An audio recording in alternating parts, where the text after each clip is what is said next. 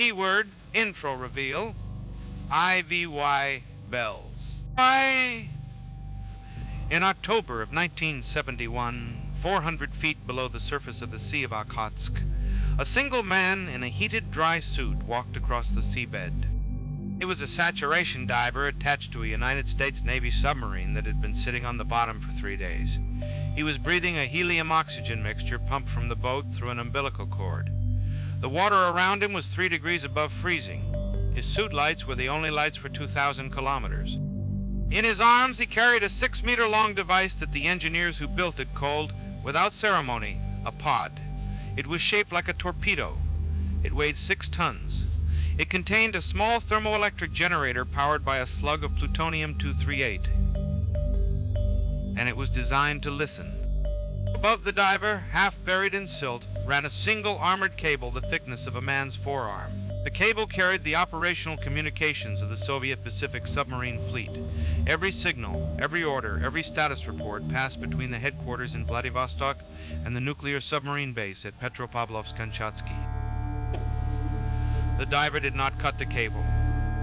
He did not splice it. He laid the pod alongside it and let the inductance of the wire do the rest.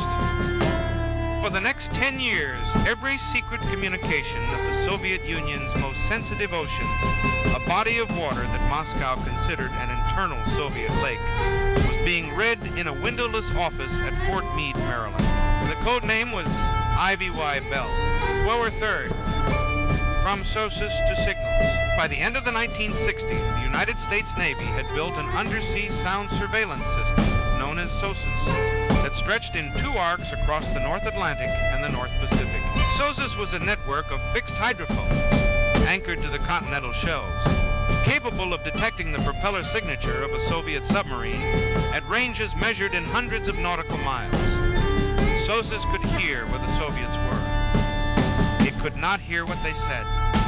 In 1970, a small group of planners at the National Security Agency in the Office of Naval Intelligence began to circulate a question.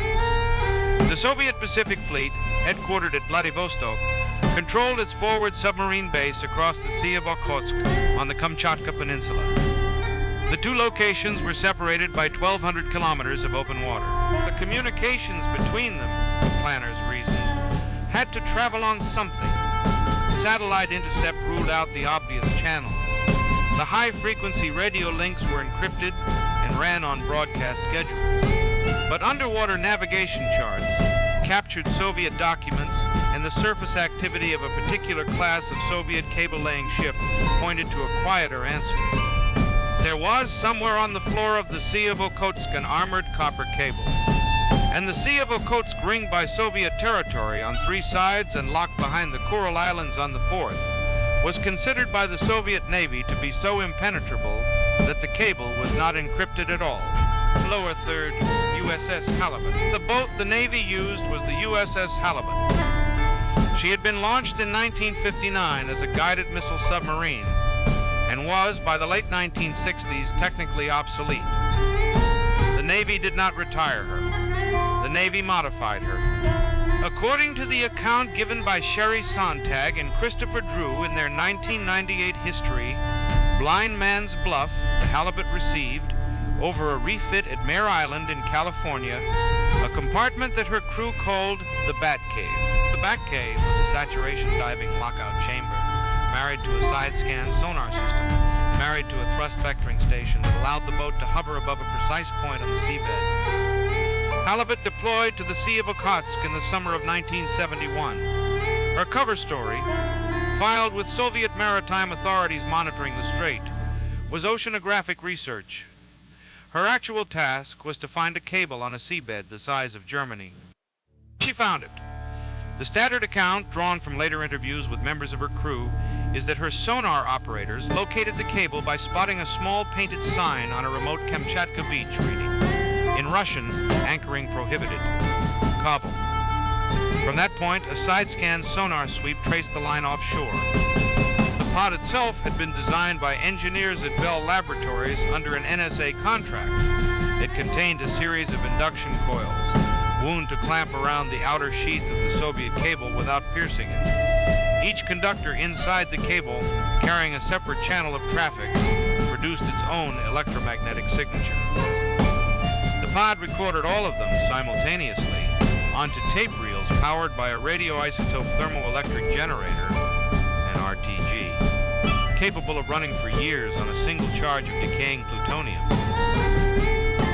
The divers laid the pod in October of 1971. They returned to recover the tapes and replaced them on a fixed schedule every few months for almost 10 years.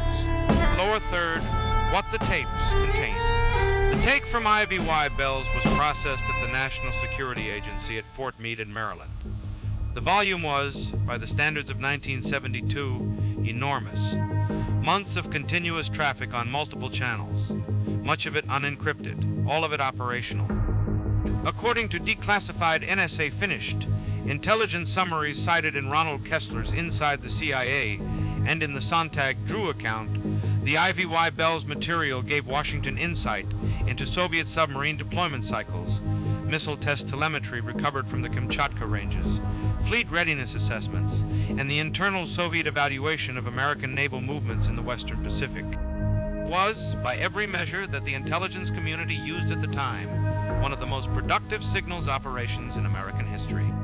By the end of the 1970s, the program had been expanded. A second pod had been laid by a different submarine in the Barents Sea, tapping a cable that served the Soviet Northern Fleet. A third site was under preparation. The umbrella code name for the cable tapping program as a whole was, by then, IVY Bells. The individual operations carried their own designators that have not been fully declassified. The Soviet Navy throughout the 1970s did not know that any of this was happening. Lower third, Ronald Pelton. Ronald Pelton was a signals analyst at the National Security Agency. He had worked at Fort Meade for 14 years. He held a clearance that gave him, among other things, knowledge of the IVY Bells program. In 1979, Pelton filed for personal bankruptcy. According to FBI case records later filed in his prosecution, he owed approximately $65,000 and had no path to repay it. He resigned from the NSA in July of that year. His clearance lapsed. His knowledge did not. On the 14th of January, 1980, Ronald Pelton walked into the Soviet embassy on 16th Street in Washington, D.C., and offered to sell what he knew. The KGB residency paid him, over the next several years, a total of approximately $35,000. In exchange, they received the location, the technical principle, and the operational schedule of IVY Bells. In the summer of 1981, a Soviet salvage flotilla arrived in the Sea of Okhotsk. According to satellite imagery later cited in congressional testimony, the flotilla included a specialized cable recovery vessel and a small destroyer screen. They proceeded to the precise coordinates of the IVY Bells pod.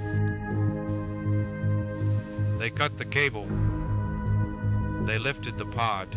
It is on display today in the Museum of the Russian Federal Security Service in Moscow, mounted on a low plinth with a small placard describing it accurately as American. Lower third, Vitally Yurchenko. For 4 years, the United States did not know how IVY Bells had been blown. The halibut tap was simply, suddenly gone. The Barents Sea pod was still operating.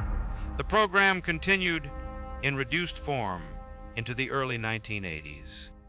In August of 1985, a senior KGB officer named Vitaly Yurchenko walked away from his Soviet handlers in Rome and presented himself at the United States Embassy. He was a deputy chief of the first chief directorate's American department. He carried, in his memory, a list of Soviet penetrations of American intelligence. One of the names he gave, identified only by code name and partial biographical detail, was a former NSA employee who had walked into the Washington residency in January of 1980. The FBI took 11 weeks to identify Ronald Pelton from that description. In November of 1985, before Pelton's arrest had been completed, Vitaly Yurchenko walked out of a Georgetown restaurant where his CIA escort had taken him for dinner, made his way to the Soviet residence on Wisconsin Avenue, and redefected. He returned to Moscow, where, instead of being executed as a traitor, the episode has never been fully explained. Ronald Pelton was arrested on the 24th of November, 1985. He was convicted in June of 1986 of espionage. He served 30 years in federal prison and was released on supervised parole in 2015. Lower third, the modern ECHO. The submarine cable as a category of strategic infrastructure did not retire with the Cold War. It expanded. By 2025, more than 95% of intercontinental data traffic, financial settlement, diplomatic cable, military command, traveled along approximately 550 fiber optic cables laid on the floors of the world's oceans.